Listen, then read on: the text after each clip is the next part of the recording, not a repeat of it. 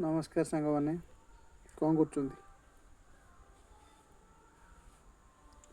आज मु कथा गोटे छोट पशु विषय किंतु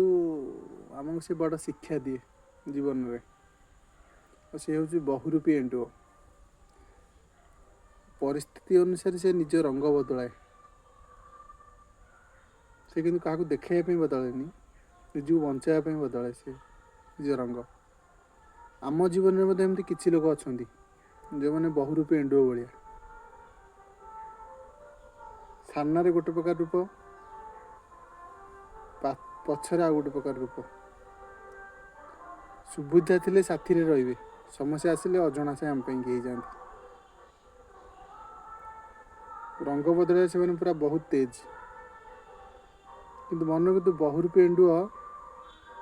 प्रकृतिर नियम रे बंचे निज स्वार्थ रूप बदलाए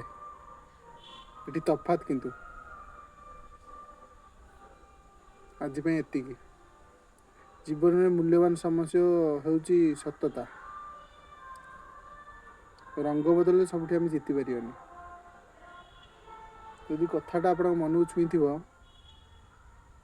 कमेंट रे जनइबे लाइक करेंगे हाँ जनइबे आपण एमती बहुरूपी लोक देखी